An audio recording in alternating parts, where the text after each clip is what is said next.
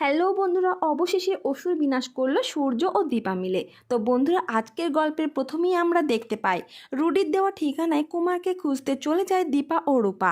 তবে ওখানকার ম্যানেজার দীপাকে আটকাতে গেলে দীপা জোর করে কুমারের রুম নাম্বার খুঁজে বের করে কুমারকে হাতে নাতে ধরে।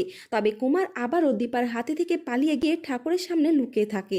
আর এইদিকে দীপা ও রূপা মিলে কুমারকে খুঁজে পায় না।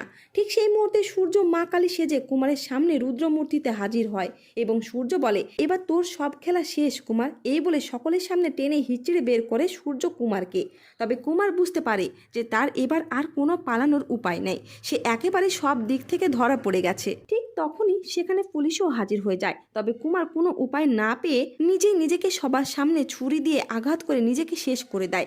আর এইদিকে কুন্তলা আড়াল থেকে সব দেখতে পায়, আর তার বাবার রক্তে তার হাত কেটে সেই রক্ত মিশিয়ে প্রতিজ্ঞা করে যে এই রক্ত থেকে যে বীজ জন্ম নিবে তারাই এবার সেনগুপ্তর ফ্যামিলির ওপর প্রতিশোধ নেবে। এমনকি কুন্তলাও প্রতিশোধের আগুনে জ্বলতে থাকে। আর এইদিকে রুডি সেনগুপ্ত বাড়িতে গিয়ে ডেরে নেয় সব ধ্বংস করে দেওয়ার জন্য। তো বন্ধুরা, ভিডিওটি এই পর্যন্তই। আর পরবর্তী আপডেট সবার আগে পেতে অবশ্যই চ্যানেলটিকে সাবস্ক্রাইব করে রাখবেন।